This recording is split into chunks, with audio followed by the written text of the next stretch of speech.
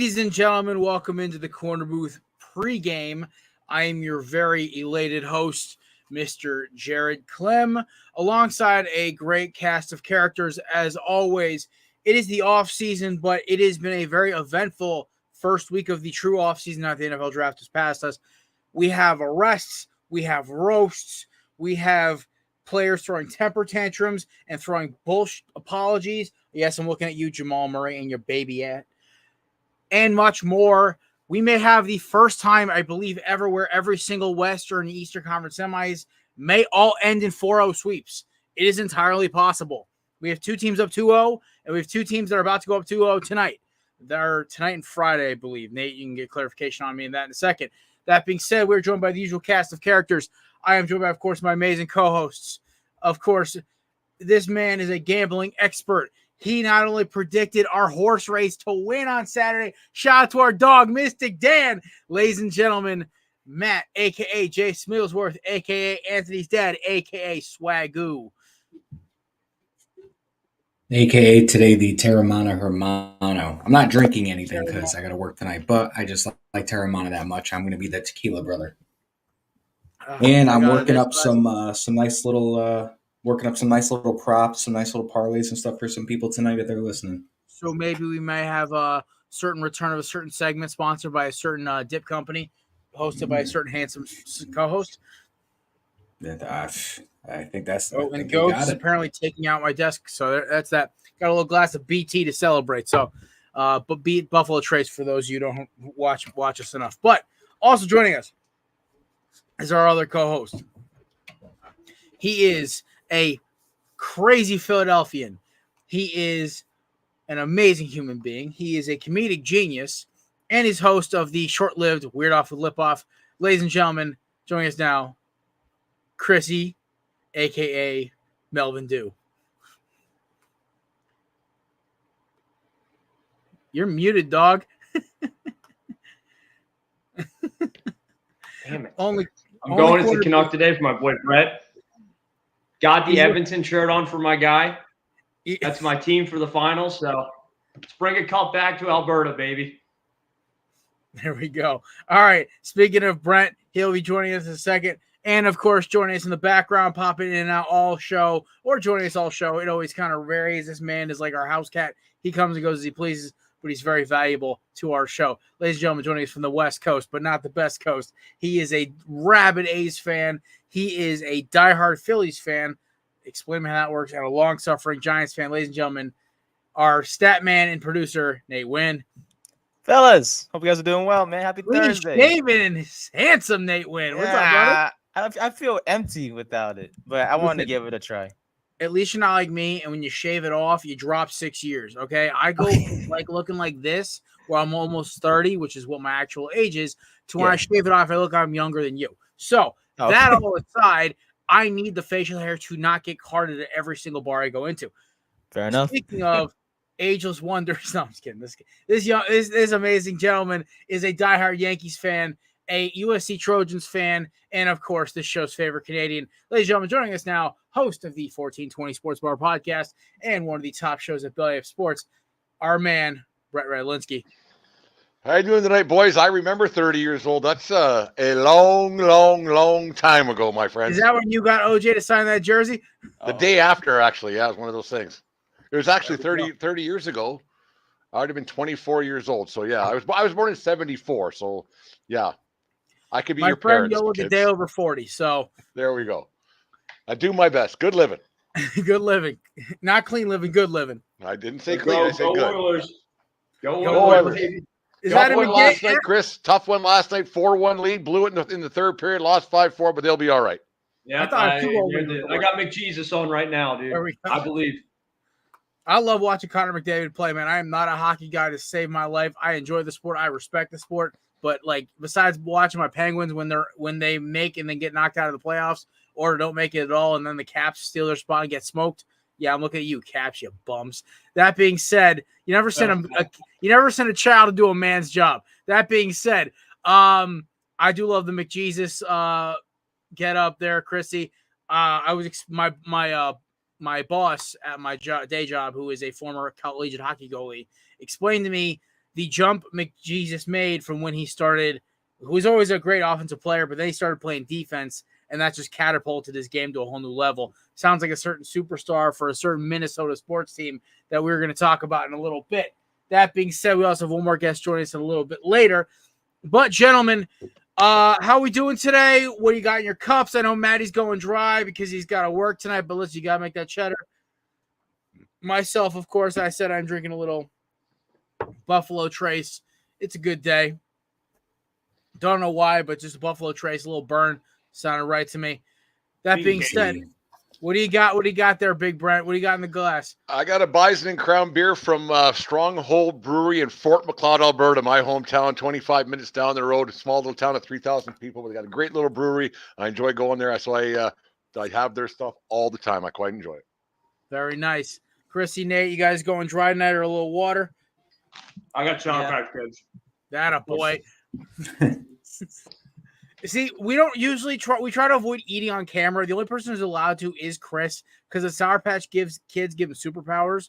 We don't know where it comes from, but dude, I'm already getting a kick. I'm already getting a head high. I feel great. All right. Joining us now, co-host of High Low Sports, Chris's best friend, gambling extraordinaire, and of course, a friend of the show, a long-suffering Cowboys, Kings, and optimistic Giants fan. Ladies and gentlemen, Kelsey Cohen. What's up? Yeah, just to be clear, the opposite Giants fan from Nate. So the actual Giants, the baseball Giants, the OG Giants. Yeah, the actual ones that are a real team, not the copycats. Exactly. And Jared is right. You are my best friend. I did change you to my emergency contact. Just remember, if you would actually followed my betting after the Toledo thing or after the Tulane thing, you would have actually won a lot more money. Just remember that. You know what? I put that aside. I looked. My phone fell. I put that aside. And I said, you know what? I'm looking into the future. It's a new Kelsey and Chris. Okay. 2024. I think he's that. That honestly would be the most amazing podcast, just for a one time only. Just watching you two do a podcast together. Me and DJ can just sit in the back and watch and just kind of watch the chaos unfold. It would be something along chaos. Let's just Well, might just call it Chaos Incarnate as the podcast name. Yeah, fair. I'm with it. But speaking of chaos, we do have to talk about some of the great things that have happened this week. We had a lot of great headlines. Even our boys over at 1025 Podcast, my boys Shady and D-Jack, had some great quotes about my least favorite head coach of all time. But I want to start off with what was the main event Sunday that I completely forgot was on Sunday, the roast of Tom Brady. Now, fellas, I don't know if all of you have watched it. Great. If you haven't, we'll fill you in. But it's been one of the biggest headlines in sports this week. Kind of a perfect way to kind of get us into the offseason, because I watched it in hour spurts at my office when we were going on my lunch break, when it was pouring rain and no customers were coming in. Just like I watched it in spurts. And to be honest, was blown away. Absolutely loved it. Phenomenal. There were some parts where it was just really awkward, and the jokes about male genitalia were just flowing to the point I'm just like, it's like you can draw Tom Brady's wiener. It's so descriptive. You just start talking about his genitalia. Or Gronk's, or Edelman's, like I'm just at this point, like, so I'll go around the corner. We'll see what we got. Initial reactions. Chrissy, I'll start with you. What was your initial? You watched it. What were your highlights you liked? What didn't you like? I'll let you take lead. Well, you can kind of know my sense of humor. It's pretty dark. It's pretty messed up. So the Aaron Hernandez jokes kind of, I didn't expect them, to be honest with you. I forget what Edelman said exactly, but I think he said like one of his tight ends were hung, and it's not Gronk. We all know Gronk's what he's working with, but the other tight end we used to have in New England. He's hung. I thought it was funny. It wasn't the best roast I've seen, just because they were just kind of just kept taking jabs at like Giselle. I felt like that was like the focus the entire time. That was my favorite part. Yeah, I know, but like then you hear it like after 5 times, and it's like, you're just watching a depressing man on stage, just like my wife. I got a divorce. I know. I'm gonna drink my stars away. If there's a guy who could survive a divorce, it would be Tom Brady. Kevin Hart was like, man got a divorce and then he went 8-9, dude. What a loser. What a loser. I gotta say, Tony Hinchcliffe stepped onto the stage and just was delivering knockout shots. What he said about Burt Kreischer had me pissing myself to the point where I literally had to stop because I was at my desk at work. He was like, I think it was the wording was, he looks like if Liver King in Burger King, and you had a liver, it was like liver looked like Martin Luther King got beat up by Rodney King. And I was like, holy shit, just go. And it was rapid fire, no breaks. And I was like, holy crap. Well, they compared Tom Brady to Hitler. That was insane. They said they looked cute together. Yeah. That was Burt Kreischer and Tom Segura, who honestly looked like they couldn't even read a teleprompter correctly, which I was just like, oh, they were smashed. Oh, they were hammered. They looked like me by the end of the draft show 2 years ago when Dan wanted me to come on and talk about the Devontae Smith trade, and I'm 9 beers down at this point. And I'm just like, yeah, Eagles and Cowboys made a trade. Woo! Sorry, Dan. How far I've come, right, Kelsey? Sorry, Dan. I was almost completely sober for Kelsey and DJ's show. I just love every time that Segura or somebody just said something. Bert just had that really high pitched laugh and talk, his little squealy whatever. But no, it was an amazing roast. I enjoyed it a lot because it felt like an old classic kind of roast, and it was just nice that modern day America and the whole world, it's kind of just a soft universe. It's PG everywhere, and it was nice to see like hard rated, rated R plus. It was just no holds barred kind of thing. And I thought it was interesting. Apparently they said Robert Kraft, those jokes were off limits, but it's funny that Giselle, the mother of his child, that was full go have at it. My favorite meme I keep seeing going around is like the Tom Brady with the 200 IQ play sets up a roast just so people rip his ex-wife for about 20 minutes. I was like, honestly, I mean, Giselle's funny too. Giselle's a villain at this point, so I'm with it. Oh yeah, I wish she was there. Imagine. What was up with the Kim K thing? Was she just like? I don't know why she was there. I feel like why is she anywhere? I don't know. Really, she wasn't. Dana White was funnier than her. You know what I mean? Like, why was she there? Yeah. Dana White's jokes, I was just like, it was him and Belichick were in that same conversation where I was like, that's funny as hell. Actually kind of funny. Even Drew Bledsoe, honestly, I was like, that dude's a champ. I was like, you know what, Drew? Like the dry dark, I could listen to a Drew Bledsoe stand up. That honestly could be interesting because everything was very like right there. He was my favorite part of the show. Like I like Bledsoe a lot because at first he seemed a little bit awkward, but then he kind of got into it a little bit. And he found his comfort level, and I thought his jokes were all really spot on. I thought Bledsoe was fantastic. The one thing that I like they made the joke about cryptocurrency, and they made somebody made Gronkowski sound like a caveman, and Gronk looked around like, what did I do? What did I do? It was just a funny look. And I thought the whole thing was fantastic. It's not new money or something. It's not real money. And that was Mickey Glazer. By the way, Mickey Glazer, whose comedy specials are god awful, but like for some reason came out and just hit like a 500-foot nuke out of the box into that freaking rose. I'm like, see, the only ones who I thought were bad, like Tom Segura and Burt Kreischer were just hammered and their delivery was terrible. Gronk, just too many like with dick jokes. Like, just guys, come on. At this point, it's like you're forcing it. And then Edelman, the dig at Belichick was hysterical. I was like, that is perfect. Which one? There were a couple. He had a good. Well, the first one was like, now the only job you can get is Foxborough High. That was great. I was like, that's all. He was like, I've been waiting for this my whole fucking life, and he just goes on it. And I'm like, yeah, that was good. He was waiting for that one. But honestly, though, it's like Kim K did not need to be there. Jeff Ross was good. Yeah, Jeff Ross was funny. Jeff Ross was always funny. Randy Moss, I felt like he was doing a Toastmasters speech. Like I was like, he didn't even dig at anybody. Somebody said, I think that one of the jokes was like, if you want to know what Tom Brady's dick looks like, pretty much just look at Jeff Ross. Like in a sense, like that was like the gist of what they were getting at. I thought it was funny because I saw or I heard they cut out some scenes of like Kim K getting booed, And I remember checking Sunday night, and I was like, shame on Netflix. It's 3 hours and 4 minutes, and it's Sunday night. I got to go to work tomorrow. And then I went back the next day, and it was 5 minutes less. And then I saw that they got out all of the scenes of her getting booed. I'm like, oh my God, was she booed for 5 minutes?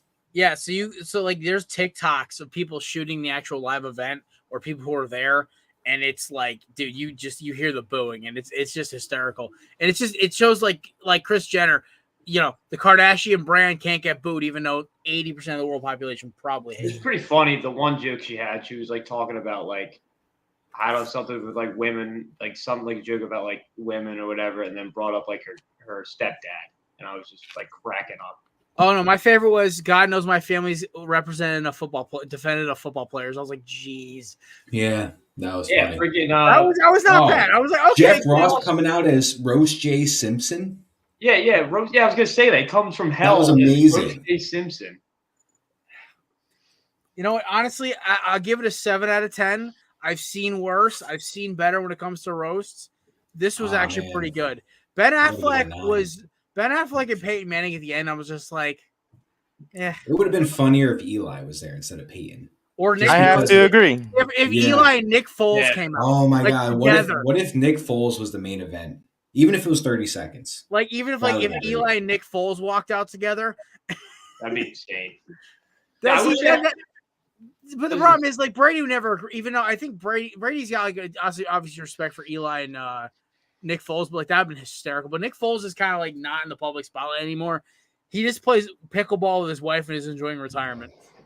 Yeah, we got Tom Brady to admit that he did deflate those footballs, which is hysterical. Yeah, I would have done that for free. I'm like that. Yep, that's great. I was so disappointed because Randy Moss is just naturally a funny dude, and then he just didn't. He made one joke, and I was like, "That's it." He was more like, guys, you couldn't cheat with me. Like you couldn't get me a ring cheat before and after. And then Belichick's like, I'm sorry you didn't get a ring. I'm not that sorry. I'm not going to give you one of mine. But Kevin Hart was okay, to be honest. Yeah, Kevin Hart felt like they could have easily gotten through there.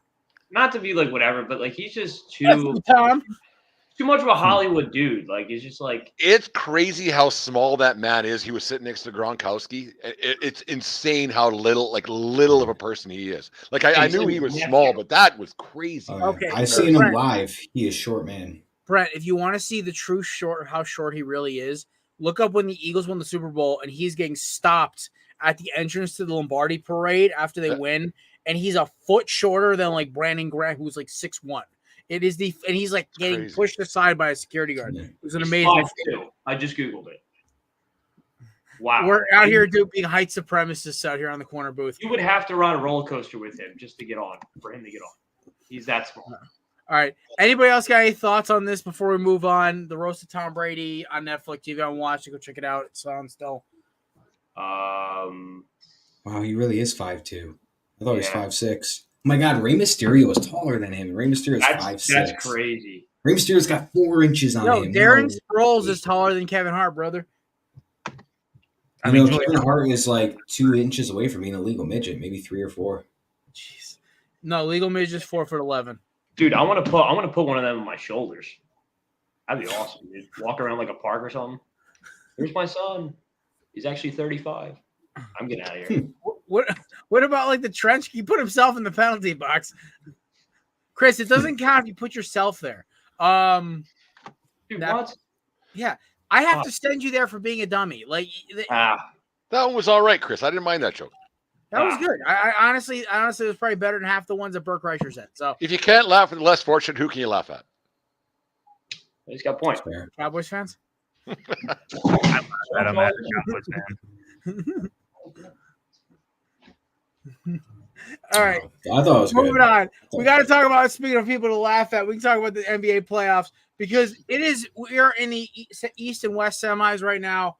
We have 4 series, Nate. Tonight, I believe we have both game 2s for both Oklahoma City and Boston, respectively. That's correct. Okay. Yep.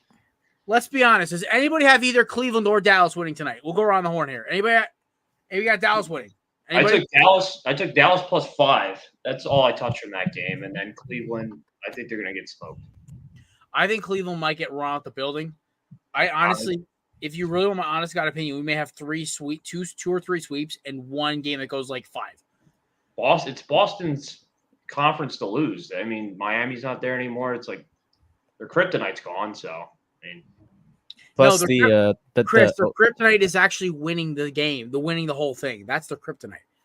yeah. I don't know. I don't give any other team a chance in the East right now. the only team in the East that or the only series I should say that may go more than 4 games is the Knicks and Pacers because OG Anunoby is going to be out for Game 3. Well, Go I Pacers. wouldn't listen. I wouldn't. Let's pump the brakes on Minnesota Denver. As much as I love that my boys are kicking their teeth in, and Jamal Murray basically just said he's not sorry for throwing a heat pad right by Cat's feet, which Dangerous. they have done less to tick off like the Timberwolves bench, who can get a little violent. Ask Draymond and the Warriors. That game might that series, if Minnesota wins, it's going to go 5 or 6. I think Denver's going to win a game or two at least. This game, it could go 7. I'm not counting anything until I see Western Conference bounds, Western Conference Finals bound. Here we go. I won't count it. Okay, I've had my heart ripped out as a sports fan enough for the last 2 years, so I will not count it. So I think that series has a chance. I think Dallas and Oklahoma City could be over tonight because Oklahoma City is just too fast and too lanky. And Luka looked like average. He had 18, 19 points. Kyrie led them in scoring. The points were really coming from everywhere else in bunches. I sat there. I'm like, this just looks unimpressive. At least with Denver and Minnesota, it was because Minnesota was just locking them up. But to Denver's offense, I'm just like, what am I watching right now? They beat a bunch of geriatrics the series before and the Clippers, and now they're basically being the geriatrics against the baby Thunder. So I don't know. What are you guys thinking? What's sticking out to you guys? Kels, I'll let you take point on that. Oh man, that's a bold move there, Cotton. First of all, Celtics. Yeah, that's probably the one that I look at that is a guaranteed sweep. That they've won their 5 games. It's 5-on-1, man. It's not even fair. Well, it's like, okay, so you literally are playing. You have 4 guys that can handle the ball, distribute, and play make for that team that don't need to score every night. Defensively for the Cavs, you have 2 guys that can guard those 4 guys. Try to make it work. I mean, really, at the end of the day, try to make that work. You can. Garland is a average defender. Donovan Mitchell's probably their second best defender. Isaac Okoro, the best defender on ball on the wing. Nobody down low has to defend anybody because you're guarding Al Horford, so he just goes stand in the corner, and that takes away any presence down low. So then you allow Jason Tatum, Jaylen Brown to just cut to the basket. There's too easy for the Celtics. Good luck trying to stop him, along with Derek White, who is playing out of his mind, and Drew Holiday is doing exactly what Drew Holiday needs to do: give you 15 points and close to 10 rebounds or 10 assists, and then however many rebounds the dude's going to keep grabbing. I don't get. I don't get how he's averaging 8+ rebounds. It's lack of interior glass presence with the Clippers, but I mean the Cavs. But I said the only way that the Celtics were going to lose a game in the second round was if the Magic ended up winning that series, because I think the Magic match up a little better, at least on defense, against the Celtics. Now, do I think they would even win more than a game against them? No. But do I think they'd put up a better fight? Yes. I think the Cavs limped into the playoffs strategically. They're not as injured, but besides Donovan Mitchell, they only have maybe you're going to expect Garland to drop 20 a night or Jared Allen? No. So Darius Garland in his career has dropped on average 18 to 20 in his career. Yes. So, I mean, depends on the year. It depends on how healthy he is this year. I'm saying, consistently every game through the series, that's what they need. They're not getting it. 50-point game. Yeah. He has multiple 40-point games. Yes, Darius Garland can score the ball. In this offense, it feels a lot more like they're kind of just being dragged along because Darius Garland's being asked to guard for 47, 48 minutes in a game. It's not easy to do when you're guarding somebody who's 6 inches taller than you and 40 pounds heavier than you and is Jason Tatum. I mean, that's good luck. Or you have Drew Holiday, who has a wingspan of a guy that's 6'11". He has an extra 60 pounds on you and will back you down every day. Or Jaylen Brown, who, thank goodness, he only has a right hand because you at least can cut off half a court. Or Derek White. Good luck. I don't even know how to stop Derek White right now. There's no good answer for stopping the Celtics for anybody that's left in the playoffs right now, other than I'd even say probably your Timberwolves is probably the only team, East or West, that has a really good opportunity to try to stop the Celtics. I was gonna say the same thing. Like, it's just like I don't see anybody in the East stopping the Celtics. It's just like it just annoys me how good Celtics management is when it comes to grabbing a third guy to support Tatum and Brown. You get good depth. They have great depth. This is what I try to stress with the Sixers is like, we're a good team. We're not a great team because we don't have depth. We don't have a couple guys who can score off the bench. The Celtics have that, and they've had that. They don't even need it. That's the wild thing. Yeah, they don't even need it, and it's the crazy thing. It's just like, but now I do think like, Kelsey makes a good point. It's like the only team that I would give a chance to stop them is a team like the Wolves because they have something similar to what the Celtics have, or the Nuggets. So I think whoever wins your series, Jared, is probably going to go to the finals. I do want to talk about that. I will not count anything until I'm not going to start anything, like, because I know like you got a lot of high hope, but like that's just the way I see like the West and the East coming out. I think it's the Celtics. I think it's a guarantee from the Celtics. And I think your series is you guys are Denver. So yeah. Well, I do need to talk on that Wolves game in just a second. But first of all, that'll be up next. Yeah, Frank Vogel, thank goodness. Yeah, ain't gonna fix anything, but okay.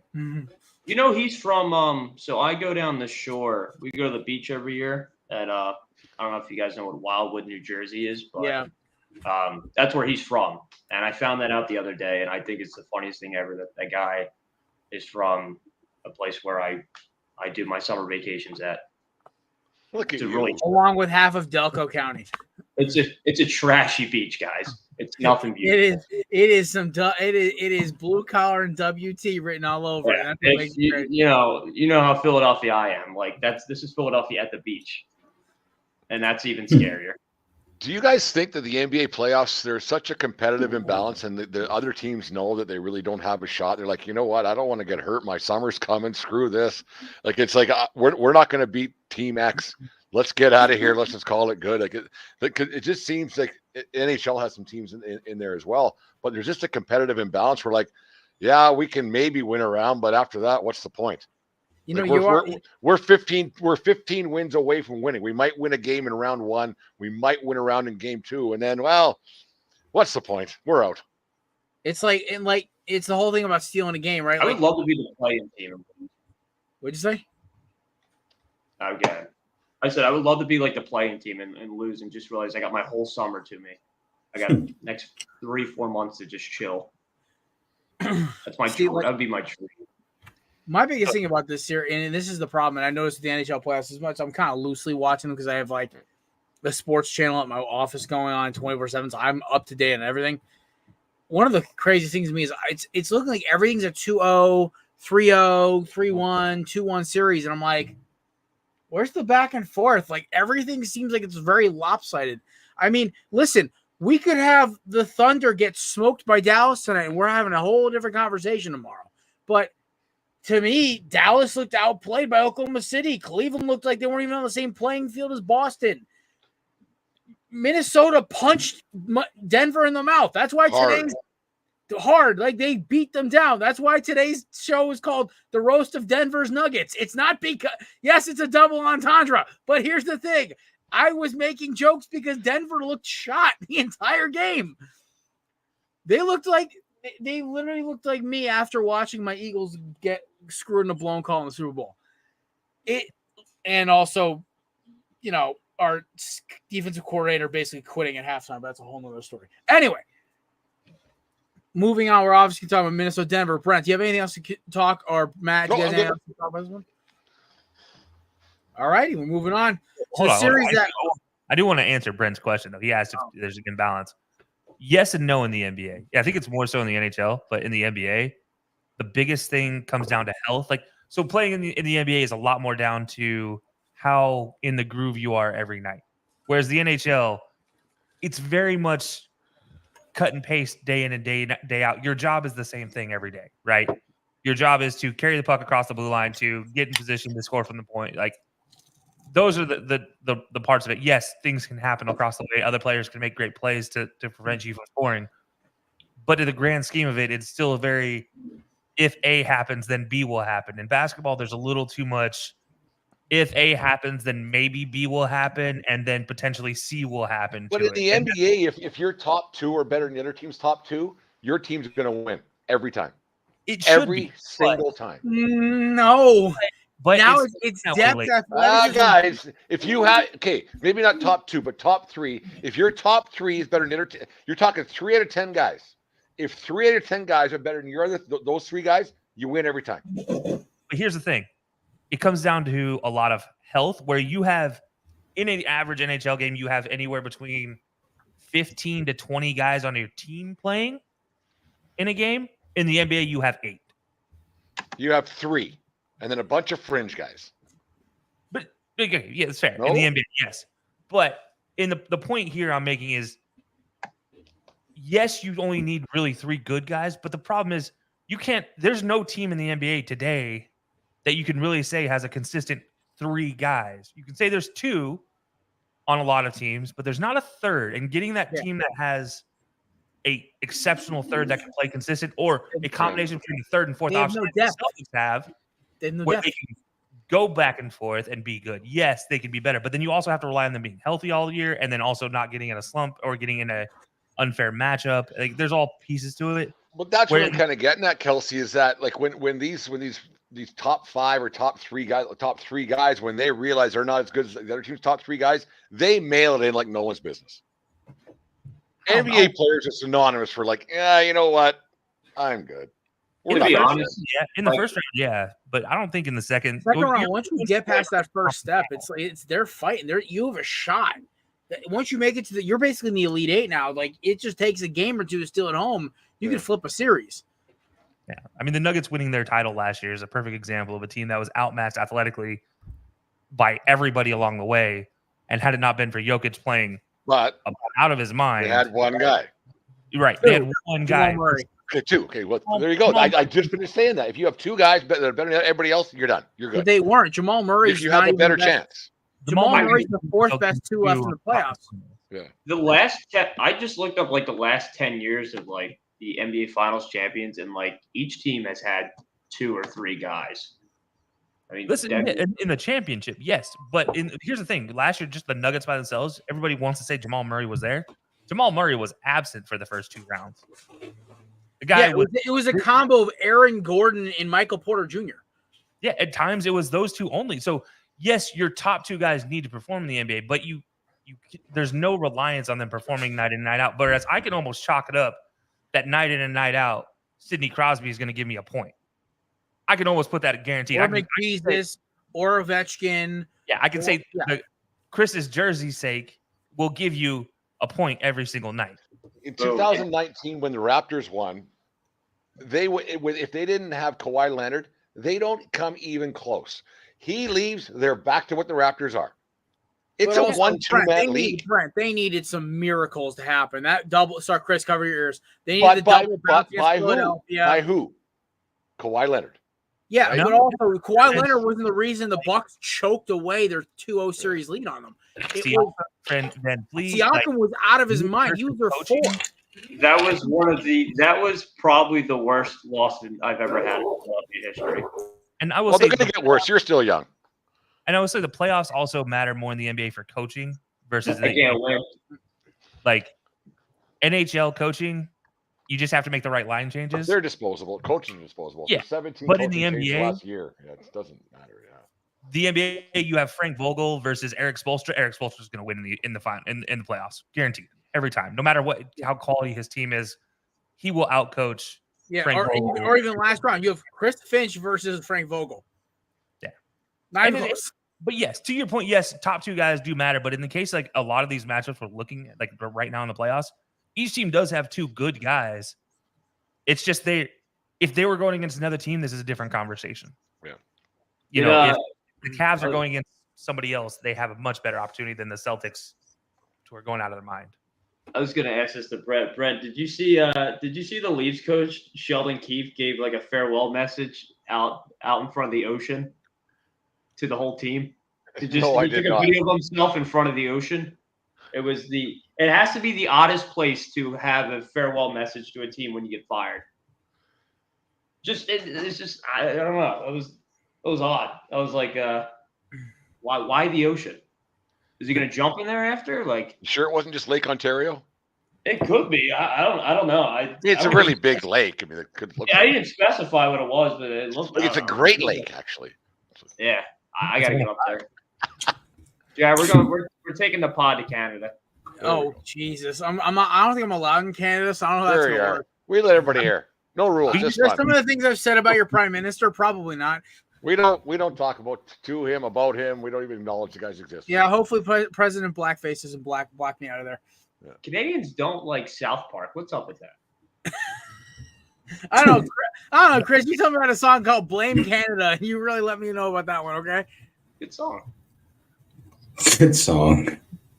All right. Almost thought about Moving that. on. Speaking of butt whoopings, Minnesota, Denver. You guys have been living under a rock. Timberwolves defense has been lights out. It has been phenomenal. I showed a buddy of mine who's barely a basketball fan just the clip of Nickeil Alexander-Walker and Jaden McDaniels just locking up Jamal Murray at half court, and it was he goes, dude, they're like smothering him. I'm like, yeah, it was just fun to watch. And during his frustration during Monday's game, Jamal Murray threw his little baby temper tantrum, chucked a towel onto the floor, didn't get far enough, so then chucked the heating pad. And it was about a foot or two from one of his players and Karl-Anthony Towns' ankle. So, wasn't suspended, was fined $100K. And to summarize his apology today, he said, yeah, it's unfortunate. Anybody got any other questions? And then they kept asking questions about anybody got basketball-related questions, and just kept trying to push it off. And I'm not going to go full Mike Greenberg or Stephen A. Smith calling for this dude to get fucking ripped apart. Listen, we knew you were a baby back bitch. We knew it from the get-go, okay? You are the softest Canadian I've ever seen. You gave your country a bad name. I will say this. You better bring your A game on tomorrow night, bud. That's all I'm going to say. Like, because you clearly don't show remorse for it, but it just kind of shows like that. Like, you had Mike Malone almost fighting the ref at center court, no T. And I'm loving everything. Denver's temper tantrum on Monday. It was great. I had 3 days to let it gestate for me. I'm still humble to the point where I'm like, listen, this series ain't over. And I am terrified that the Timberwolves are going to let this get to their heads. But at the same time, I want blood now. Like, I want to roast some nuggets. Let's go. So, obviously, Anthony Edwards is playing out of his damn mind. Jaden McDaniels is a premier perimeter defender. Cats staying out of the way and scoring, and Naz Reid won Sixth Man of the Year for a reason. And we get Rudy back next game. So I'm excited. So I'm optimistic. It's going to be fun. Anthony Edwards is a top 5 player. What up, Kelsey? Yeah, well, let's pump the brakes right now. Okay, calm down. Calm down. Top 5 player, really? Ye be the denier of Michael Jordan Jr. I didn't say I wasn't going to deny his talent when he actually proved it, but he's proved he's a top 20 player. Is he a top 5 player today in the NBA? For the season? Sure. Okay, I'll give you that. Overall, no. He's got to get another year under his belt of doing this before you consider him. Right? To get to the top 10, yeah. Like to supplant himself in the top 10, absolutely. But top 5 player this year alone, yes. I will accept that answer as a partial answer. Okay. Now, I will say I did give him my regular season MVP award because I will admit that he was one of the best players this year. But I do want to ask you a question, and I want you to think really long and hard before you say anything about this. Do you really think Rudy Gobert coming back is going to improve the Timberwolves team? Defensively, yes. No, he's going to give everyone COVID. I think I think after what happened in Game 2, Chris Finch is going to understand that there is a certain athleticism bump you get from having Naz Reid and Cat on the floor. They both run a lot better. They have a lot more range, but it gives them also depth perception. We don't have to worry about both of them. You can have both of them on the court. You have Rudy on the court. What Rudy did in Game 1 to Jokic was give him his flowers. He was good. cleaning the glass all night. Rudy did exactly what we paid him to do.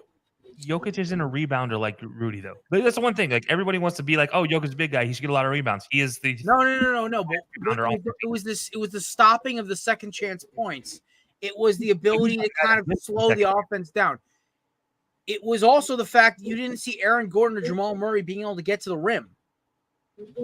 Everything was pull-up jumpers. There was no interior presence besides Jokic. That's what I'm saying. Like, he is a presence in there. As much as he's not a elite, like, sideline, like, end line to end line, like, based on the baseline defender, he's a good defender, and he's what anchors our defense. That's why he won Defensive Rookie of the Year. I mean, Defensive Player of the Year. Defensive Player of the Year. He was a great player. Did he deserve the Defensive Player of the Year? Let's also talk about that too. Yeah, I would have taken Frank over him, but I did like seeing Rudy get it 4 times. Congratulations, Rudy. Like, Rudy, I used to hate your guts. Now you're growing on me. Never forget, Jokic got drafted during a Taco Bell commercial. Yeah. No. Body and career. That's right. But no, the reason why I asked about the Rudy Gobert thing, and this is something that if you go back and watch, and also the stats speak for themselves, almost 43 points difference, 46 points they held. That was the difference between the two teams without Rudy Gobert. With Rudy Gobert on the court, 7 points. Now, with him actually on the court, the Nuggets were in the positive, meaning they were scoring more points than they were giving up. Well, we'll see what happens in game 3. Hold on. When you think about this, putting Cat on the court and having Naz Reid, yes, you're right. Does that doesn't increase the athleticism? But you know what it also does? It forces Jokic to actually defend. Will you actually have Jokic having to step out on the screener, having to move and having to run? Like, yeah, I get you. What you're having to stick with Ant and not allowing Ant to just now Ant has a free lane to the basket, allowing him to just absolutely dunk. Not that he's going to not try to dunk on everybody anyways, but literally he has a free lane to just dunk on everything going forward. So you add in the waste of a Defensive Player of the Year, you're going to lose a plus 46 advantage over the other team. That is a wild thought that a quote-unquote Defensive Player of the Year cost your team what is essentially 36 points in a game. I guess Minnesota's cleaning up a little bit. Oh, look, Naz Reid deserves it. Ant should have been on this board. Chris Finch deserves it. Gobert doesn't deserve this. I was like, yay. I'm like, cool. And like the only one I was actually happy about was Naz Reid. I've been a Naz Reid stan for a while. I loved him coming out of LSU when we got him in free. I think he was an undrafted free agent. And I watched like 2 clips of him at our affiliate in the G League. And I was like, oh, this dude is crazy. I love this guy's game. And he started playing. And I was like, oh, this guy's fun as hell. And I'm like, it sucks. He's a backup center. And I was happy we re-signed him when everyone thought he was going to walk. Naz Reid, I was so happy for because he's getting his flowers finally. But in order of like the Timberwolves, if you were to ask me who are like in order of like who I appreciate the most, obviously everyone knows it's Ant. I love McDaniels because McDaniels is a mean dude, man. He is chucking like he's tried to square up with guys. Obviously, I love Naz Reid. Then Mikey C. I've always been a Mike Conley guy ever since he was at Ohio State. Then it's Cat and Rudy at that point. And then the bucket Michael Jordan, TJ Warren off the bench. Who hasn't played for us since like February. The Michael Jordan. The shout out Iowa, baby. The Michael Jordan of the what is it? The lockdown game. The lockdown Michael Jordan. You know what the thing is? When he came off the bench, he had like 8 or 9 points at like 3 minutes. He actually was hitting the buckets. But the thing is, like, he plays Ant and McDaniels' position. He's not going to get on the court much. Yeah. Thanks, Matt. I appreciate your it's only been like 3 or 4 minutes. I was waiting for somebody to notice. I was waiting for Jared to shut up so I could say it. Damn. I'm just kidding. No, Kelsey was going in. I was like, oh, he's got a point. No, I mean, really, I think it's more detrimental to put Rudy Gobert on that court versus the Nuggets. And I do think if the Nuggets are going to come back in this series, it's going to be because Rudy comes back in the game. And that's going to be a huge – if Finch doesn't figure that out quickly, it's going to be detrimental to the Timberwolves' hope because he blocks up everything that they're succeeding with right now on the court, and that needs to be fixed. Like you can't have 3 big guys on the court and think it's going to be successful when you have Nikola Jokic out there, who then just gets to play center field in the middle of the lane for 17 seconds because the new NBA. So True. Question: Should have I don't mean to interrupt. I'm sorry. For Gobert and the whole Defensive Player of the Year award, should Wemby have won it then over Gobert, Kelsey? without a doubt. I was honestly, Wemby got my vote. I thought I love that Rudy got nominated, but it's like, to me, it's like, it's Frank. Frank is just a different breed, brother. Gobert had what's it called? Gobert had 251 blocks over the past 2 seasons. Wemby had 252 this season. Vic's wild, brother. This season, yeah. So Wemby was first in blocks, 64 more than the second closest, which was Chet Holmgren. He had 72 more in total than Rudy Gobert had. Wemby was number 1 in steals and blocks across the league. Gobert was 9th. Block percentage, so amount of shots blocked on attempts. 70.8% of blocks defended were blocked or tipped or altered in some way, shape, or form by Wemby. Only 50% were altered by Gobert. On top of that, 10% of shots directly faced by Wemby were sent into the rafters. That's crazy. Now you want to get into even something that a center should not be doing. Steals, only 1 center on the top 50 list. Wemby, no, 21. He's the 3rd player that is a forward or center on that list, 21 overall in steals. Gobert is nowhere in the first 80. All right. As much as I appreciate the stats, can we really like, my team's up 2-0, and this is the only show I've listened to all week where we're just shitting on my Wolves. Oh, I think the Wolves are great, but I think Gobert is the problem and will prove to be your guys' downfall if it's not solved very quickly. I think there's a way to work him in and still utilize what he's good at. But I think obviously you are right. Like, utilizing Naz Reid and Cat's athleticism, their ability to run is, and also with Kyle Anderson, allowing him to kind of be a point center a little bit, also allows them to kind of have like this the Timberwolves' flexibility is what makes them deadly. They have really no true. I mean, Mike Conley's technically their point guard, but Mike Conley will just literally sit in the corner and just yank threes and be like, all right, corner 3. And he's like the kid of today's day and age. Also, speaking of Wembanyama, I thought his favorite movie was Ratatouille because he was French. Jesus. I Googled it. It's actually Revenge of the Sith. So that's Approved. a fun stat there. Approved. Also, he has the best logo for any basketball player. Yes, he does. Mm-hmm. Throw it out there. I do like, I am a fan of, and this is even like personal bias, I do like the Gator Jaw, like the Jaws thing with Anthony Edwards. That's kind of cool. And his shoes are kind of sick. I've been trying to get a pair for a while. But like Jaws logo, terrible. It looks stupid. Like, does it have a gun in it? So I had never seen a pair of Jaws. Nope. We have to do it. Chris, it's time. Chris's penalty box presented by the amazing people at Righteous Felon. Promo code Belly Up for 15% off at checkout. Official sponsor of Belly Up Sports, Chris's penalty box, and the Korner Booth podcast. Oh wow, Chris made it 48 minutes in. This has got to be almost a record. If it wasn't for that one show, he almost made it. He made it the entire time of getting booted. He tried to put himself in there about 15, 20 minutes ago. That doesn't count. That's literally trying to get yourself arrested. Like, I've tried that. Yeah. That's a coward move. Just trying to get clicks. Clickbait's all you are, Chris. That's it. Coward move. He's a coward. TikTok See it? You see for coward, not captain. There you go. Coward. Favorite movie is Wizard of Oz, dude. I'm the Cowardly Lion. He's got the beard for it, too. Beach going, Cowardly Lion. Fair enough. Here's the Cowardly Dog. Oh, man. All right. I will say this about the Minnesota series. If they continue to, they are in Denver's head. That is what gives me the optimism. Now, do I think this is going 4? No. Denver's going to take one in Minnesota. I will put money on it. But do I think we could go back to Denver with a 3-1 lead? You should. Yeah. Didn't even go back to Denver, to be honest. Here's the thing. If Gobert plays 10 minutes or less, sweet.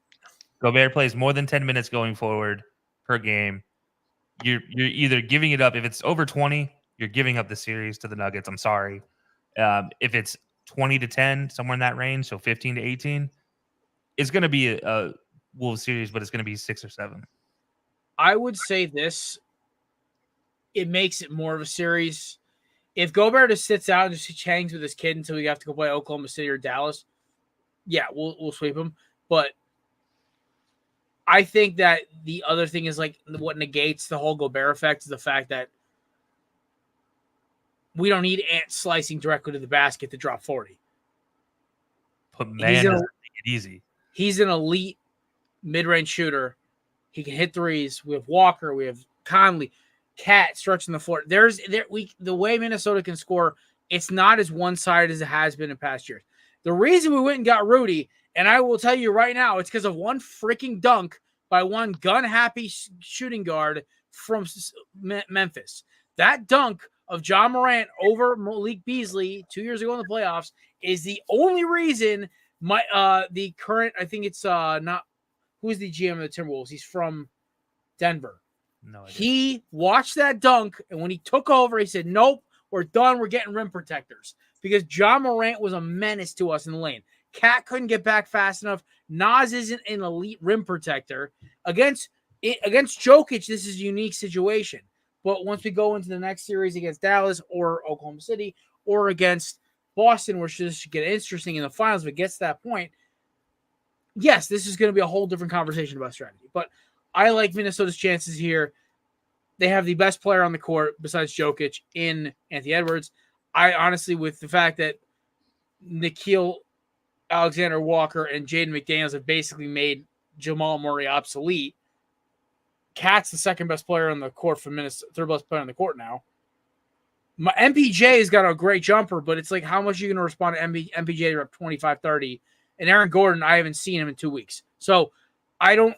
He gave him 20 last game. Yeah, but it was a garbage 20.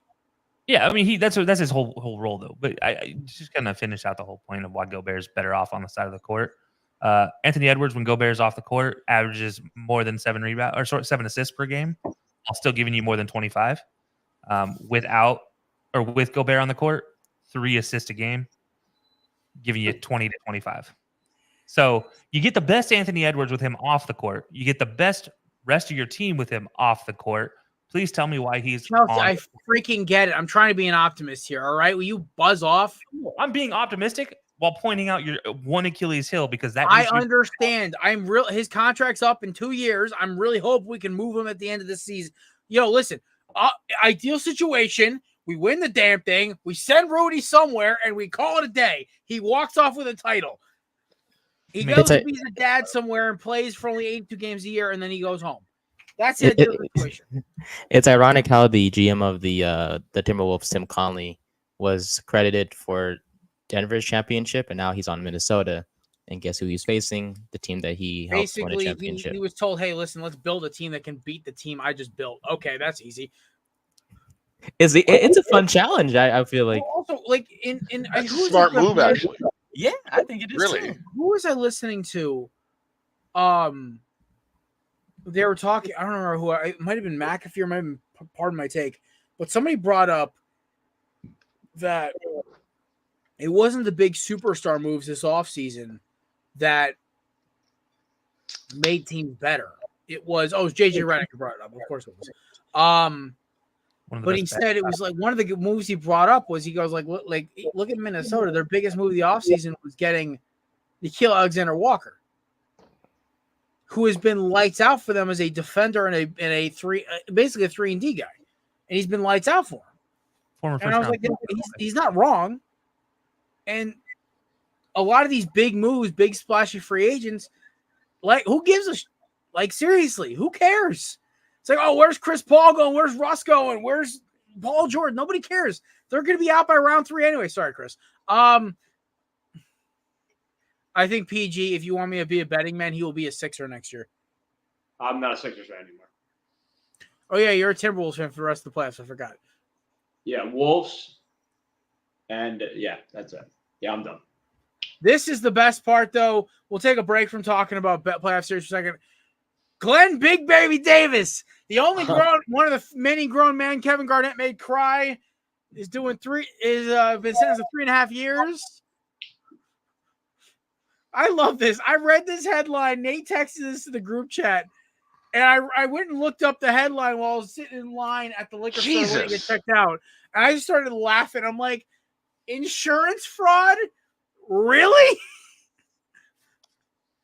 That was if you're gonna get 3.5 years, brother, do it for something legitimate, like insurance fraud from the NBA's insurance plan. He was getting more money from that fraud than he was getting from his contract. Well, he was a garbage player, so that makes sense. But he signed a stupid contract with the Magic to go there. Like his contract with the Magic was overinflated. Isn't he going to be on like the Broke 2.0, like the next ESPN 30 for 30? Because didn't he go under too? I believe so. He's one of the guys. He was worse off than Vic or Andre Rison. Like his money was gone. Well, I mean, then there's Antoine Walker, who I don't know if anybody. The Antoine Walker story is hysterical and terrifying at the same time. Yeah. Quick update, if you guys don't mind. Mike, you know how the Suns fired Frank Vogel, like we talked about towards the beginning of the show. Mm-hmm.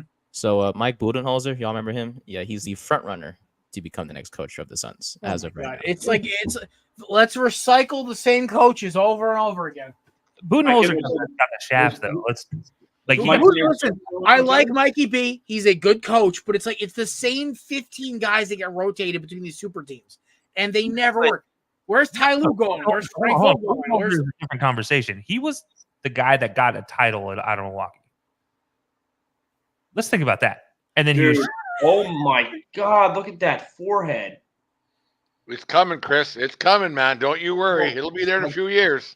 Time to buy a hat, Chris. That's at that point, Holmes, I'm shaving and growing a beard. Dude, I can put my phone on that thing. Bro, I can land a small drone on that. Jesus. Oh my God. I can draw a map on there. Hopefully I got time. Oh no, I already said to myself, if I can't figure out what the hell's going on in my noggin right now, Jared, even 5 years. Oh, I'm shaving, brother. I'll be shaved before I hit 30. I'm okay with it. Because apparently, according to my hair, even though my barber's gonna be sad, she won't get to hang out with me and bullshit about football. But what are you gonna do? It's his life, brother. I went to the barber, I asked for the matte haircut. They're like, "What is that?" I'm like, "Just give me the slick back." And then you went with the weatherman from South Dakota? Yeah. It's 30% chance of rain today. And back to Jared with sports. Okay. I'll give you that one. That was good, buddy. All right, give Chris his claps. All right. We got to get back to it. No, not in the box yet. Damn. Nope. That was a great Chris. You keep mistaking like F-ups for great jokes. You're hitting home runs today, buddy. Not everything deserves. I'm trying to get back in the penalty box. Chris, I got these ships staring at me. This is literally like the plot from Goon. Like what? Like you're not going to get thrown in the penalty box for everything. We got to talk about this series. Game 2 is tonight, I believe 9:30, Nate. 9:30, 10 o'clock Eastern time. Sir. Okay, that's correct. Oklahoma City last game just looked like they were just ahead of them. Speed, athleticism. Dallas was gas. But then again, Dallas had the longest series out of anybody besides, obviously, Cleveland and the Magic. Man, I miss Magic TikTok already. I don't. I wanted to see that song one more time, man. Let's get an upset win over the Celtics. I have to hear the Orlando Magic song. But either way. Bless your soul. I love that song, man. Hey, listen, I know what that I speak Southern. I know what that freaking means. The same phrase. Bless your heart. If I said it that way. Oh, if you say bless your heart to be over the air, I'm driving to Ohio to beat your butt, man. We squaring up. You still have to figure out a way to grow 6 inches. So you're not 6'5", Kels. No, you're right. I'm not. I was close enough though. I am. Yeah, Chris's height changes by the day. He's like that guy who's spine can change contortions. Well, I you know what? I'm 6'5" with shoes on. Without them, what? 5-inch stripper heels? Yeah, dude. My high boots, dude. I'm 6'5". When I take them off, dude, I'm back to 5'10". So. I am a hardy 5'11", and I stick there. Unlike Matt, I don't have a 3-inch hair poof to get me a little taller. Yeah, that's how I passed for 6 feet on my license. I just have a giant forehead. That's how I get above 5'11". All right. So brains there, Jared. Hey, listen, it's all good, man. One of these days, I'm going to be rocking the Mike Bartolon, just completely cleaned up there. Either way, Dallas, Oklahoma City. This series, I really hope I want this to be a series because I think this is a good matchup. But I don't know if Dallas has the gas to do it.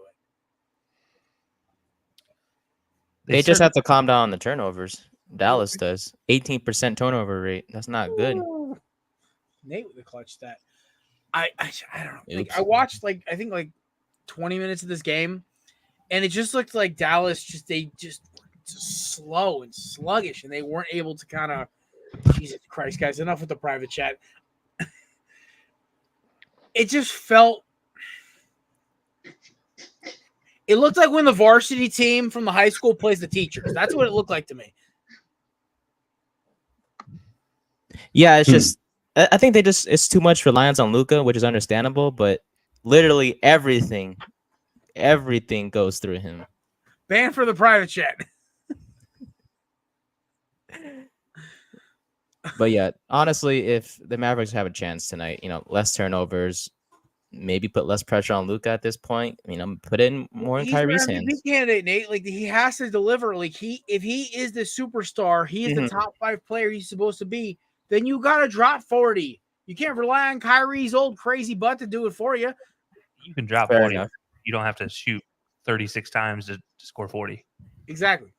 I think this is what the entire Thunder plan is, not to stop Luka. It's to prevent Kyrie from getting going. And that's all they have to do to win. They don't have a matchup for Kyrie.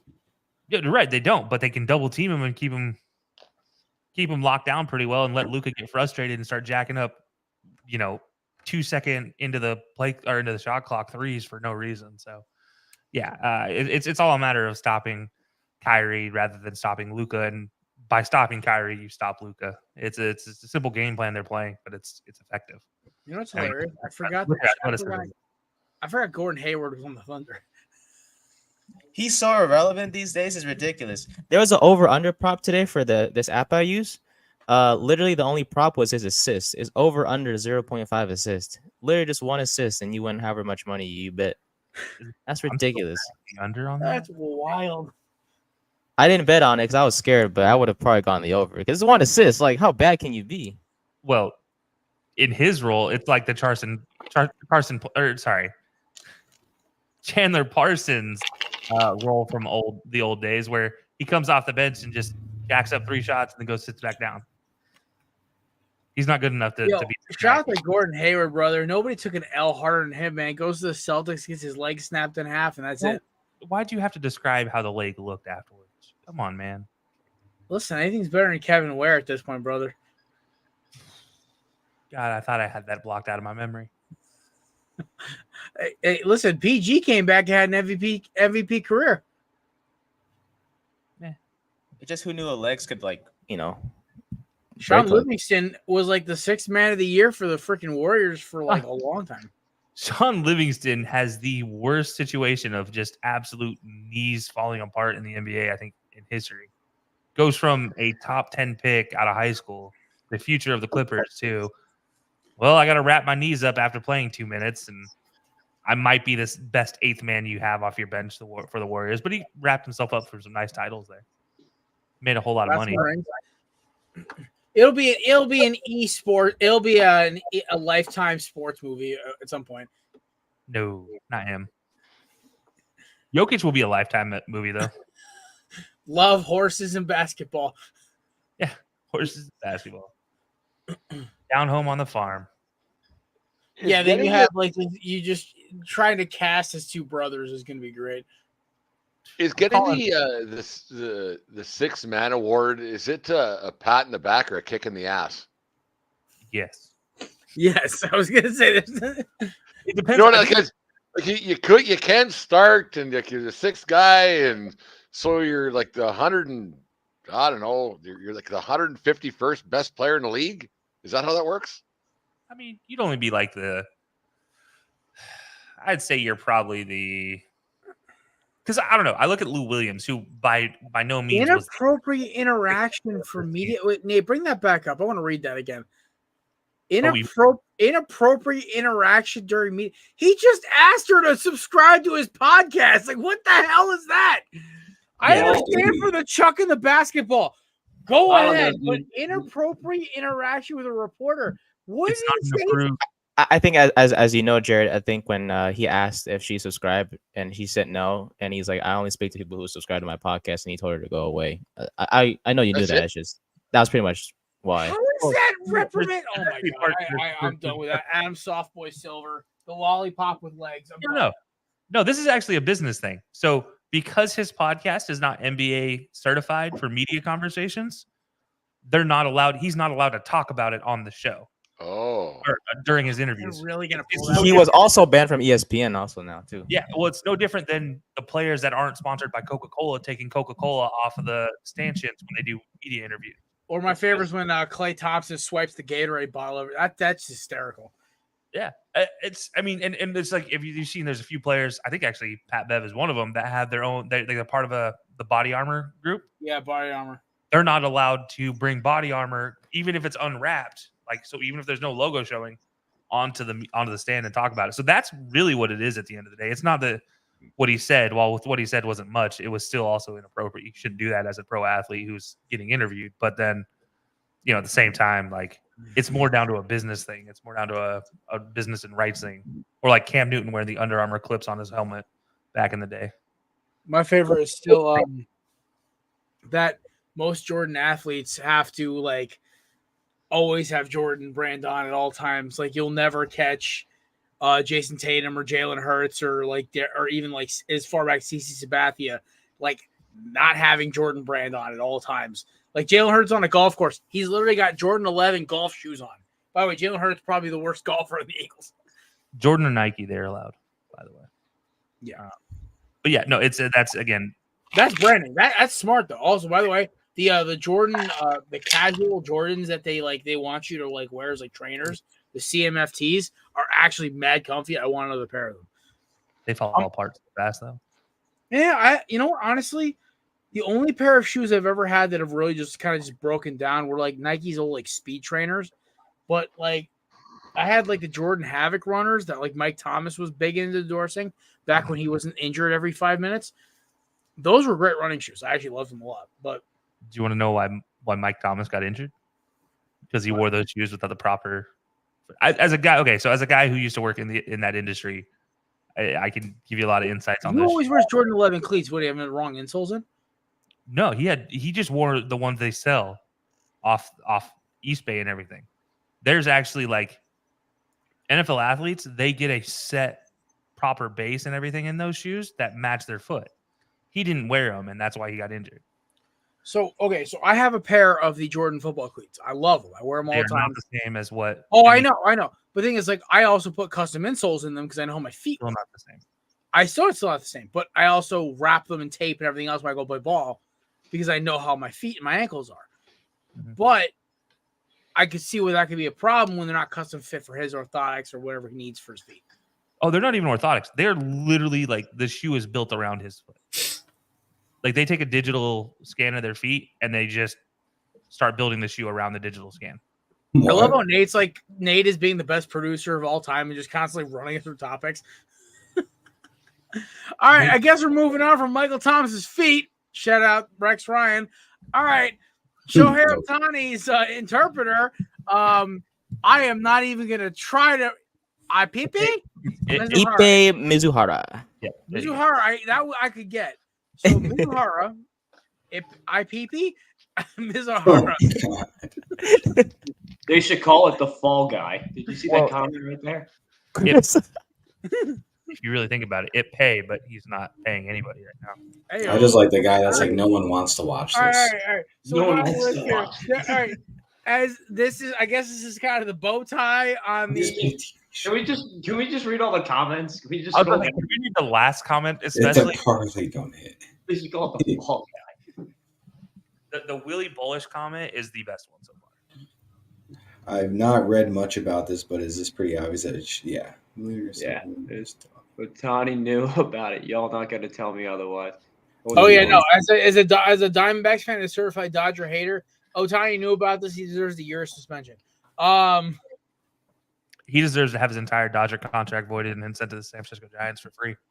Solid PR no, move. send him to the Miami Marlins.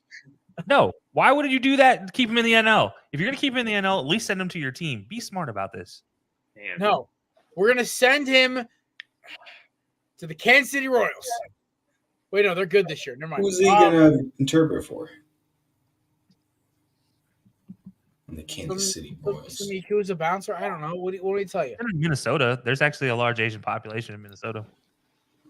That's actually true, by the way. An Asian in Minnesota. Yes, actually, there's a very large Asian population in Minnesota. It is a very interesting fact. Interesting. It's also the home to the largest Asian-based gang in the United States. Nate's like, let's go! What's the gang called? Oh, hang on. You make me look it up. We're going to the tail of the tape here, kids. Ping pong. What the fuck? Oh, I love ping pong. Okay, bring up the righteous felon. All right, Brent's made his first trip to the penalty box today. It doesn't count a racial slur if it's from a Canadian. Sorry. Wait, so in that case, he didn't mean offense by it, so bring him back. He's in a whole other time zone. He could be in Tuesday. It's okay. Well, listen, we got to talk about it. Then we're gonna take a break. We're going to Swagoo's bets of the night. But the Menace of Destruction, by the way, Matt. That is the name of the who? Menace of Destruction. Sounds like that's a tag team name from like WWE. Exactly. It seems like a really cheesy rollerblading team from like some suburb. You just kicked the Canadian out of the chat. Is that a hate crime? But they're officially one of the top 3 most violent I'm Team Brent. gangs in history, rivaling the Triad. Jesus. All right. Well, that's a new one. Yeah, that's an uplifting story. There you go. Well, Maddie, it's time for center stage, my friend. Who's Sago? All right. So get into character. I'll fix it. Hold on. Oh, the bookie. Oh yeah. The bookie's hell. Wait, no, stop. I got this. The bookie is hell. How do I set there? So that's my kind of nice luck. I was getting my glasses, but I couldn't find them. Maddie's putting the odds in his calculator right now, dude. This is gonna be a big hit today. All right, this is a completely. I should say, do not trust me as a bookie. You will end up the same fate as Ipe because I am not on the books, nor am I probably legal. Anyways, here's my advice for you. All right, so I got some prop bets for you. If you guys want to parlay this into something, it's NBA wise. Going down the list, Jason Tatum. I'm taking the over on the 9.5 rebounds right there. PJ Washington. I got a little points rebounds combo over 16.5 points rebounds. Jaylen Brown. I'm taking under 25.5 points. Al Horford taking over 8.5 points. Luka Doncic taking 30+ points. Then we're going to go to some rebounds. Kyrie 5+ rebounds, and I got Chet Holmgren with 2+ assists. That is my large parlay. If you want to parlay that all up, if you want to take a couple, prop them up, whatever you got to do. Going to keeping with some NBA right there. I'm going to go down the money line list for the playoffs. I like OKC. Dallas is a nice little story. I just think they're going to top them off. So I got OKC. Minnesota is hot, and I think they're going to take a 3-0 series. I think Denver will win in 1 or 2 games, make it a little interesting Game 6 kind of thing, but I got Minnesota winning this one. Minnesota, OKC, Celtics, obviously. I think that's kind of a universal thing with everybody. I think we all got the Celtics being that clean sweep over the what is it? Who's in Cleveland? The Cavaliers. Thanks, Kels. So I got what do we got there? So then we got the Knicks money line. You know, my one Ohio friend. Got the Knicks money line right here. I'm taking the Knicks to win it. What a story, though. I mean, you got a team that lost Julius Randle before the playoffs started. Then you get into the playoffs, you lose Bogdanovich. Then you lose Mitchell Robinson, and there's somebody else that I'm missing. They lost another person. They lost Randle, Robinson, right? Yes, Bogdanovich. OG Anunoby's hurt. There's somebody else I feel like they're missing. They lost a bunch of people. I can't think of the person's name. I'll come up with it. They lost so. What I'm trying to get at is they've lost so many key players to where this team just has the most heart in this whole series. So they're going to keep it going. I got them beating the Pacers. I don't think they're going to sweep. Too many injuries. Jalen Brunson left for the first half, came back second half. Anunoby, if it's a hamstring, I just don't see how he's going to be healthy to play the next game or two. I think the Knicks take another lead in the series, hopefully win a couple more games, maybe let Anunoby rest before he comes back. Celtics are going to sweep. I mean, it was nice when the Cavaliers were chanting, "We want Boston." That was short-lived. I watched last game, and I saw they had like a 20-something point lead in the third. I'm like, that is it. They're done. Yeah, so if you move on over to hockey, I know Brent loves the hockey. I got we see the Oilers shirt. I got the Oilers money line. I think they're going to take it over with but I got the Bruins money line also. Bruins got smacked 6-1 the other day. Just a big embarrassment. They took a game 7 against the Leafs. They finally advanced past the first round of the playoffs. I got a big Bruins buddy. In the last couple of years, they just keep getting knocked out in the first round. Sanasucci. Yeah. He went to game 7. They won, thank gosh, because I would have been hearing about that for weeks. I got the Bruins coming back with a little comeback victory here. So I got Oilers money line, Bruins money line.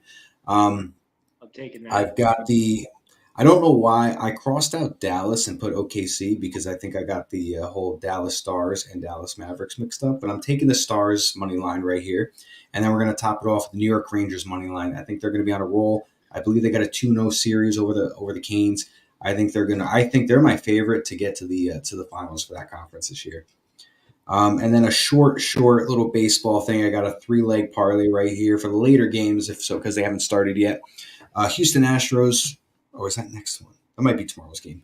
Framber Valdez, his start's coming up. I believe it's tomorrow. 4+ Ks right there. And then tonight, Ben Lively with the Guardians. I got him over 4.5 Ks. And Eric Fady of the Chicago White Sox. I got him under 4.5 strikeouts also. That is my little bets that I drew up for you guys today. Got a bunch of NBA, a little bit of hockey, and a little bit of baseball for you. Matt, I would kill if you during your segment you just smoked out of a pipe with that hat. I have a not appropriate pipe for the show.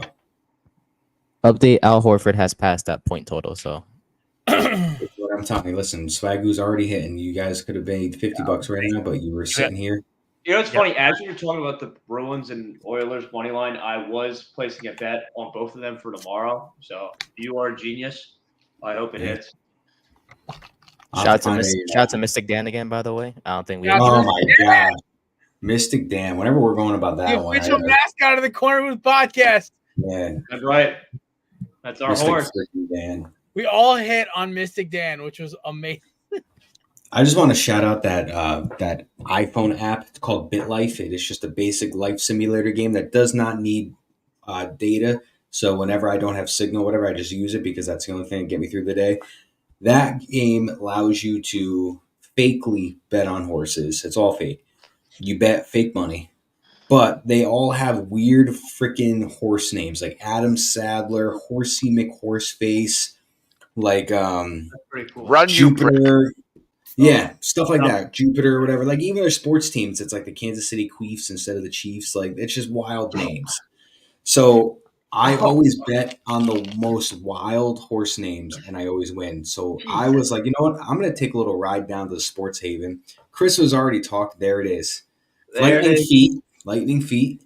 So Chris was already talking about it. I had him send me a picture. I had to drive to freaking Mohegan to put my bet in. I hate you. Yeah. Dude, hey, Chris sent us a picture of the horses. Yeah. I drove down the street to Sports Haven. I looked at my phone. I was like, Mystic Dan. I was like, give me 10 or $20 on Mystic Dan. And a nice little, and everybody else was like, I got Sierra Leone. I got Fierceness. I was like, you guys are sleeping on Dan. That Mystic guy. He's a little mystic one. And there you know. The Derby's actually great, Tay. You just pick, because let's not pretend that any of us here watches horse racing on a regular basis. I know. But I am a permanent right in there. But you go through the paper on your phone, whatever the day of, you find, because my wife does it. She finds a name. I'm putting $20 on that one, and then well, watch again next year. But it was a great race. Like it's always exciting, and it's done in 2 minutes, and then do it again next year. It's fantastic drama. I want to go to it. I want to go to it so bad. They wouldn't let you in. No, they eat it perfectly with them. They get so drunk. It's because you might be because you're a ginger, but I don't know. Probably. I am part ginger. I'm like 25%. Philadelphia for these Southern folk. Yeah. This is gonna be a ginger That's thing. how close it was. Oh, That's whoa! pretty- The horse has my Oh, nose. by the way, the one who's in the front of the photo just loses. That's the one I would have won like almost $300 on if he won. So I'm like, God damn it! By the way, We're going to talk about the real hero here. That nose Mystic Dan has just so perfect. It won us the race. Yeah, that's not Sierra Leone. What was the one who was like 41? Fierceness. Whatever one had 41 odds, that's the one who came in second. I was like, son of a bitch! Mystic Dan was just the perfect balance of a great name and just a nice bargain odds. It was like I can't wait to 15 name to my 1. I son think. Mystic Dan. And I'm like, hey, Mystic Dan, go in the fridge, go grab your dad a beer. well, in case you guys didn't notice, Deshaun Watson had a horse in the Kentucky Derby this year. What was it called? Rubs and Tugs? No, just a touch. Just Oh, us. that makes sense. Not bad. By the All way, right. the Jason trainer for said horse last name was Cox. And Yeah. you Yes, not. that is amazing. One thing I want to touch on before we get out of here today, Chip Kelly's back in the news. You guys will know. Yay. Deshaun Jackson and LaShawn McCoy have started their own podcast called 1025. It's actually it was a good listen. Listen to the first 3 out of the first 5 episodes. I also grew up idolizing both these guys, being an Eagles fan my entire childhood. So I have both their jerseys upstairs. I've always loved the two of them. They talked about Chip Kelly on today's episode. Woo! Oh man, it got a little rough. Deshaun Jackson was quoted as saying that he was uncomfortable dealing with African American players. LaShawn McCoy was quoted as saying that Chip Kelly sent him to Buffalo for his career to die. Deshaun Jackson said that they cut him based off an allegation and didn't even give him a chance to explain himself. And then, just for good measure, they called up Jason Peters. And I'm just gonna let you guys go watch the show, but it's very funny when they call up Jason Peters. Clips blowing up all over TikTok and Twitter. Go watch it if you have a moment. 25 and 10. It's actually a very good podcast. I subscribe to it, even though it's not a Belly podcast. I would highly recommend it because honestly, it's very entertaining. In my mix this morning, I listened to Craft Brews, the Kelsey and DJs, and then I got into 25 and 10 as I was about to go to the gym. So that was my lineup today. And then I believe, Brent, you guys record tonight, correct? Yes, we do. All right, so I'll get yours tomorrow. All right. That being said, any thoughts? I mean, for me, as an Eagles fan, I grew up around and always had it kind of in my ear to the pulse on this thing. This was like, no duh. Like, I knew Chip Kelly didn't like any of his players that he had. Like, he apparently made Michael Vick cry. And I'm like, It actually gets worse. oh, I know. So I'm not trying to spoil it. Okay. Chip Kelly looks like a Cabbage Patch Kid. I hate him. Could I say one name? I hate him. Yo, Chris, Oh, Chris, you're my favorite. our fastballs today. I'm just like, what the? Thank you. Could I say one name though that actually is a big part of all this? Yeah, go for it. Brandon Graham. ooh. BG. BG's a treasure. And I wanted to, while I was listening to this on the way home You today, heard that part? Yeah. I wanted to literally drive to wherever slime ball hole that Chip Kelly's hiding in and just kind of just give him a nice little chokehold until he goes to sleep. I was Now you just just- like, dude, I just how wanna talk to dare him. you? I get you. I get He's you. a treasure. I'll Chip- see you BG, and I'll raise you one more name. That's a big name that when you realize it. Riley Cooper. Damn, man, you just took my. No, I was gonna name. I was gonna say Chip Kelly definitely loved Riley Cooper. Well, yeah, they have the same opinion on race. No, here's the thing. Shady talks about his relationship with Riley Cooper, and he still swears by that Riley Cooper is one of a good friend. So there's a lot to this to unpack that is very interesting to hear about.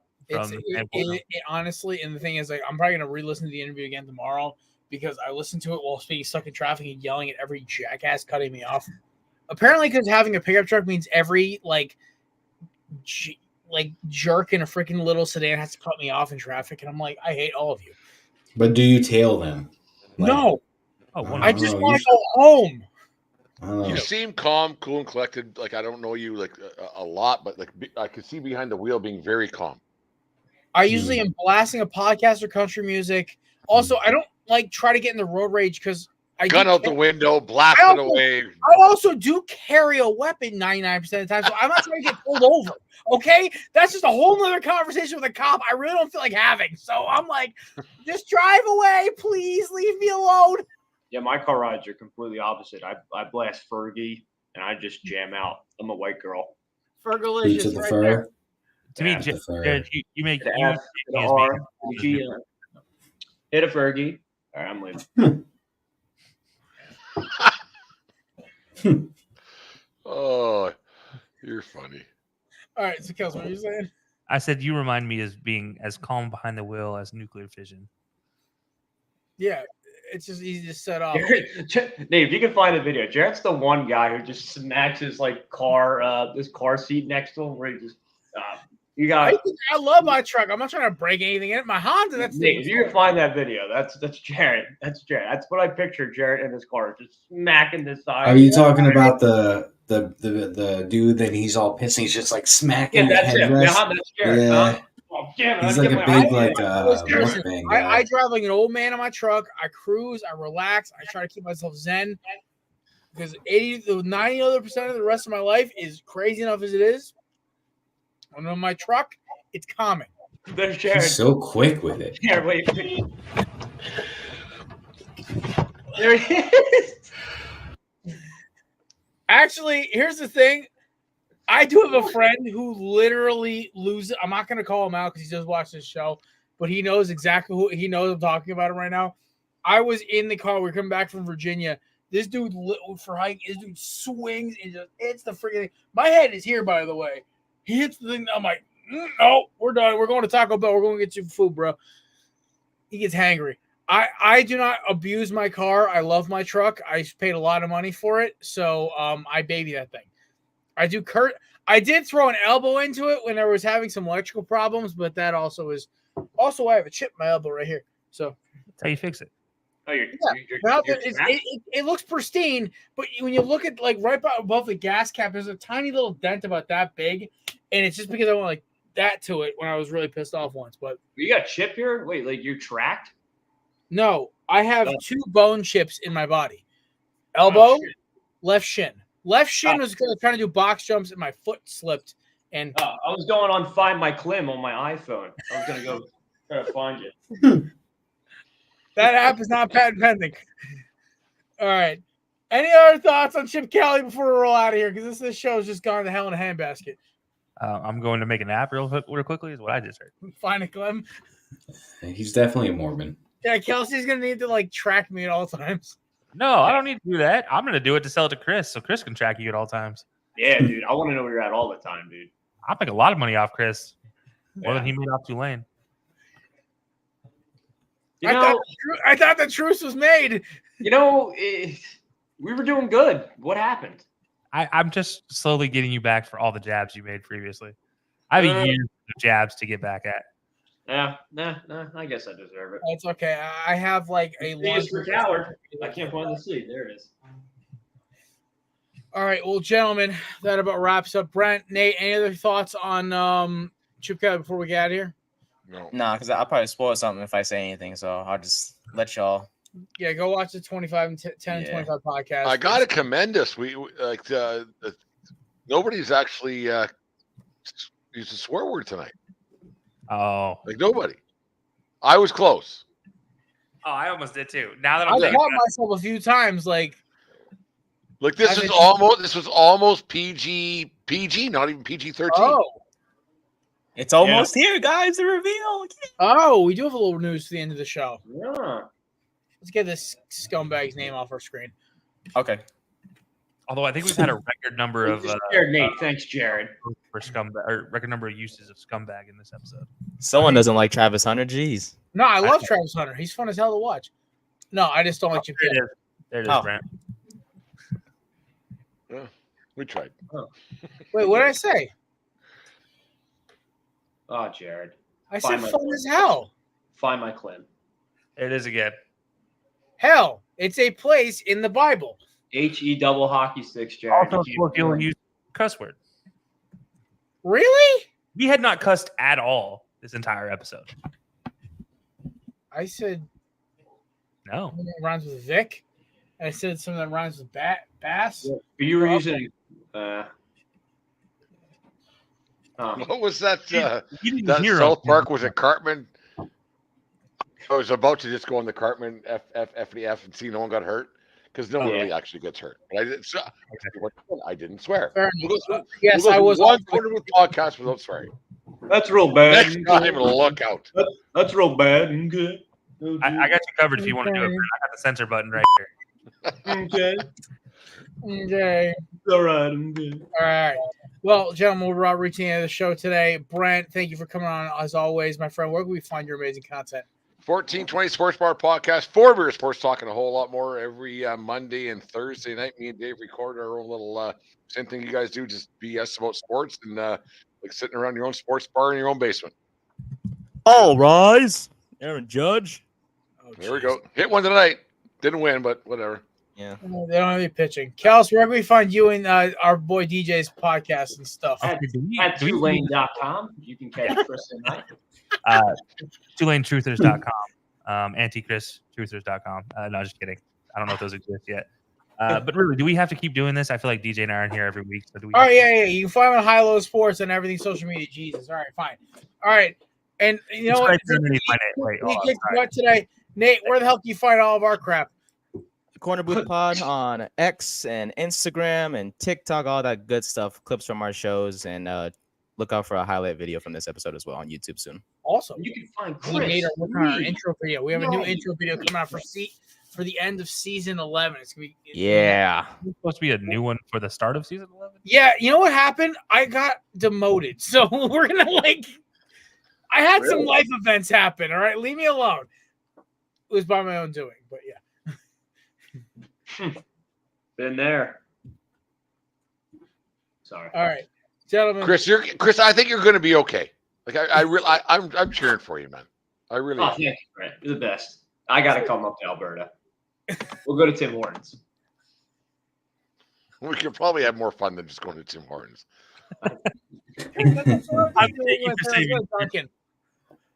Yeah. But you're more than welcome. Instead, let's go to Sheetz or Wawa. Dude, yeah, screw those places. Whoa. Take what you said back about Wawa, okay? Dude, I was conceived at Wawa, dude. I hate that place. I can't with you, man. I can't. All right, ladies and gentlemen, this has been the Korner Pregame. We hope you enjoyed the show as much as we did. We'll be back possibly Monday. We'll announce Sunday night if we're doing a show Monday morning or Monday afternoon or not. As well as we'll be back, obviously, every Thursday for Korner Booth Pregame. All that aside, we will catch you guys on the flip. Shout out to our sponsors, KNIPS.com, promo code BLEB, 20% off. SeatGeek, promo code BLEB Sports for $20 off your first initial purchase.